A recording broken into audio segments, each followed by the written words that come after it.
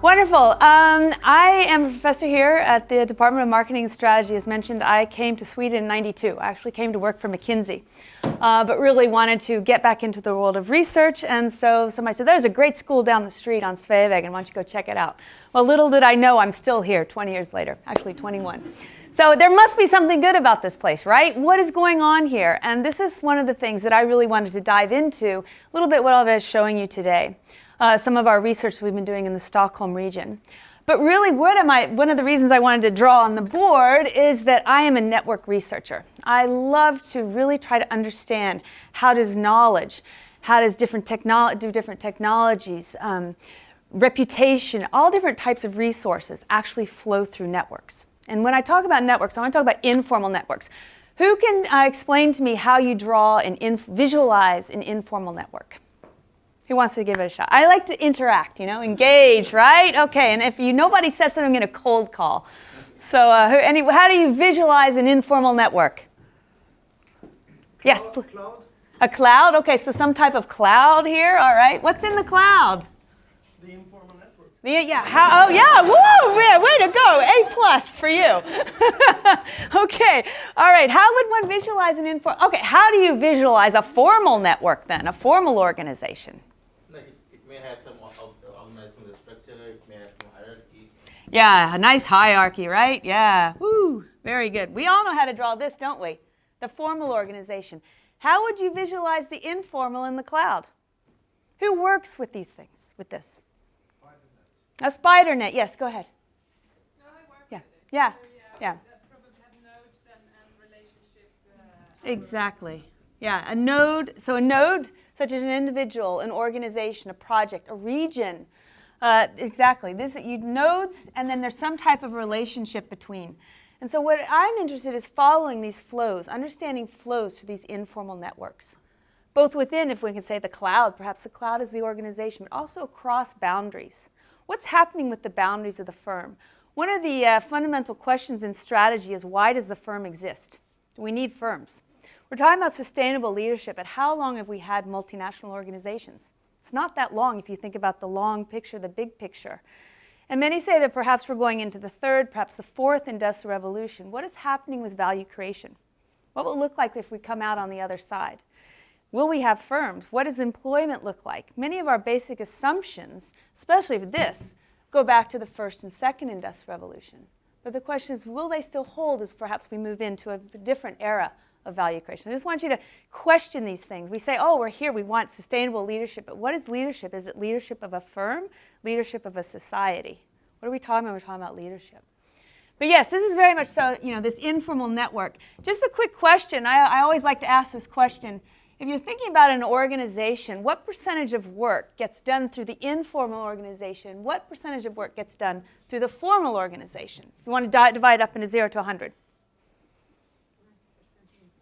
90% informal? Okay, that's a lot. That leaves us 10 over here. Okay, anybody else? Anybody else want to? Is it really a zero sum? Good, that's an interesting question. Yeah, is it really a zero sum? Well, you could say, okay, a little bit of this, a little bit of this, maybe we're getting 150%, maybe it's 70%. Could even be that. It depends on what your performance measure is. But if we think about it, if we want to say 100%, and you want to divide it up, yeah, it's actually, research is saying 70, 80, 70 to 90, 10 to 30. But yet, where do we tend to focus where do we tend to focus? What do we focus on? This. And exactly, we just heard this, governance. Yes, it's a very important component, but we often tend to forget this. And this is extremely important. What is happening through these networks? And especially if we're talking about so many firms being knowledge-intensive, knowledge-based, service-based, it's not about creating these, breaking it down, specializing in small unit costs. It works one thing if you're in a traditional manufacturing firm 150 years ago. What about today when we're producing knowledge? Does knowledge follow these flows? It's actually following this. And where does innovation come from? It comes through these informal networks. In fact, 70 to 80% of ideas for new products and services come through informal networks through the boundaries of the firm. But yet we tend to focus here. So anyway, this is kind of an introduction to my research. And I just a quick question. Since I'm a network researcher, I try to practice what I preach. So I share. The more you give, the more you receive. So I always talk about, what are network principles? And one of them is very much the more you give, the more you share, the more you receive in return through such networks. So just one network is a formal, in a sense, SlideShare. Do any of you use SlideShare? Who uses SlideShare in the room? Oh, I got a few hands there. What's SlideShare? Yeah. This is actually a great site for sharing. Steal with pride. If you see something here, steal with pride. No reason to reinvent the wheel, right? And I think this is something, we're talking about a fast pace of change. If I sit there with yesterday's knowledge and hold on tight to it, what happens to me tomorrow? Can I use that? It actually becomes quite old in a sense. So if you think about it, the more we share, the more we steal with pride, the faster we can go. No reason to reinvent the wheel. So I share this. So this is actually, if you go here, you can find all of my slides. In fact, some of my courses, I put all the presentations out there as well. We have different reports and so on. This is just one I did a few months ago. It was about 1,800 views. So feel free to download and do as you wish. So just a little tool. I like to also enable learning. I think that's very much what I like to do. So just really quickly in terms of one of the things that we've been looking at is trying to understand Stockholm. What's really going on here, especially if I'm taking my perspective of networks. And we've written a few reports. This is the executive summary. This report was just launched in May. And trying to dig into this ecosystem. This is the first report of 3 that's coming. And as Anders mentioned, we're looking into the fintech. We have a book coming out within about 6 months. The Traveler's Guide to Fintech. So what is really going on? Is it a journey or is it a distant destination? Where we're talking about what's happening in the financial services industry. So we took a dive into this Stockholm ecosystem, and really we looked at it from different perspectives. What is this actual ecosystem? And I think one of the things that we find very much is this perspective about Sweden. What is so special about Sweden? And I think it is very much, we do have these hierarchies, but yet we still think it can be very flat, I find. These very flat organizations. When you speak with people from King, is anybody in the room from King? I was speaking with one of the 4 founders. He said, we have no titles in our organization. What happens if you don't have titles? What happens to this? Right? It all of a sudden becomes a different perspective. Now, one of the things that stops knowledge flows, which enable innovation, is boundaries. Boundaries very much stop these flows. And one of these boundaries is very much hierarchical level.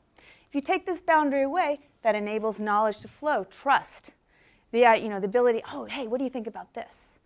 So I think this is one thing we found. And I think also in Stockholm, this flat network structure and this willingness to share goes very much beyond the firm. And I don't think we realize the importance of our fika and our lunches. There's a study done on Silicon Valley compared to Boston and found very much that the reason for Silicon Valley's success was this informal networking that was going across the boundaries in these local, meeting up after work. We don't really realize the importance. But if 70 to 80% of new ideas of work is getting done through informal networks, then we have to think about where is this actually happening.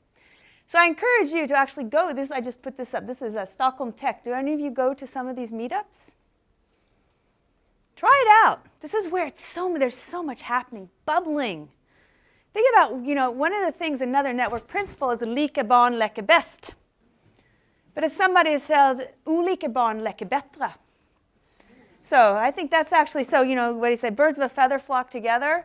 But those, I don't know how you say, different birds, maybe fly faster. I don't know. But anyway, I'm not how to translate that into English. But I think it's something, diversity enables innovation. When we tend to close off our borders to diverse networks, that's when innovation fails. We're talking about sustainable leadership. It's continuous innovation.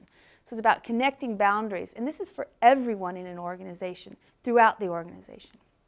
This is just looking, backward. But if we think about moving forward, what's happening? And I'm very fascinated in new technologies. How many of you have a 3D printer? How many of you own Bitcoin or Ether? Okay, all right. Yeah. Anybody have Ethereum Classic cryptocurrency? Just kind of curious. Okay. How many of you have a personal robot? Nobody has a personal robot? I almost brought mine today. I think this is what we're seeing. What many people are talking about is convergence of trends, where you're combining artificial intelligence with the robots, with the hardware and the software convergence, leading to an increased exponential pace or increased pace of change. We don't really know. The challenge, if we're talking about sustainability and leadership, is making the right decisions. But yet, how do we make strategic decisions about the future when we only know what's happened in the past? I heard today somebody was saying that there was a culture that they go into the future walking backwards, looking at the past.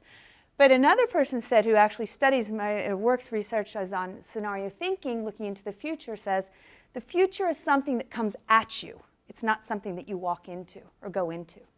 So how is one prepared? We have no idea what the future will look like in terms of many different technologies and different scenarios. So one of the things I work a lot with is this scenario thinking, but it's that everybody throughout the organization should be thinking about this. And just to give one little example, I talked about personal robots. I'm actually going to buy one of these Now robots. Has anybody seen these? It's fascinating. They play soccer, these robots. Go in and Google Now, whoops, this is N-A-O, robot soccer. We have a national team in these robots playing soccer. We have a captain. Fascinating to watch. These robots are coordinated. They're smart robots. They can actually see where the goal is. They know where to shoot the ball. They see the other players, which ones are the opponent. There's a goal that by 2050, the robots will look like physical persons, people, whatever, ourselves in terms of strength and so on, but they're going to beat us. So anyway, it's just kind of interesting. We have no idea. This is Frederick, he's Lufgren, he's one of the leading leaders in this field in terms of thinking about robots and where we're going forward. And this is one of his personal robots, which is actually the world champion in what do you say, food, in cuisine, world chef. So, he makes gazpacho that he's taught him how. We have no idea what the future holds. I was lecturing one day just not too long ago for Volvo, and they said that one of their suppliers had called up the day before and said, we really need to have a meeting because we need to think about designing buses that have their own entrances for robots. We have no idea. How do you as a manager, make these decisions, or as a leader? And I think this is where, if we think about scenario thinking, networks, the future, how does it all come in? And I think this is, for me, if I think about leadership and management, it's about starting over. If we were to take a scratch piece of paper, we look into the future 10, 15 years, think about what are the different needs of society. What will industry look like to solve these needs? Where is our organization in this? Do we have the right competences, resources? What happens if we were to start over? And I think this is very much, for me, the difference between management and leadership, where this is doing all the things right. We're just doing everything, but we're incrementally better. But this is doing the right things. This is actually exploring. And this is very important, getting back to the networks. How do we use our networks? How do we bridge different networks, different boundaries? Because research shows time and time again that those organizations, those individuals, those countries, et cetera, that are more successful at bridging boundaries, that create bridges across, that are boundary spanners, these are the ones that are more successful. They manage change, they have better career development, better performance, et cetera. So be thinking about that moving forward. How do you actually use your networks? And I think this comes back to, if we talk about 6 degrees of freedom, well, in our networks, we actually have, this is adapted from collective intelligence, no one knows everything, everyone owns something. All resources reside in networks. And this is the source of competitive advantage, how we use our networks to gain access to them. And I think this is another thing. It's about access to and not ownership of resources as we move forward. Thank you. And there's also a few, I forgot to mention, I'm a big surfer, so if anybody wants to surf or stand-up paddle, I'm now in your network, so please join me.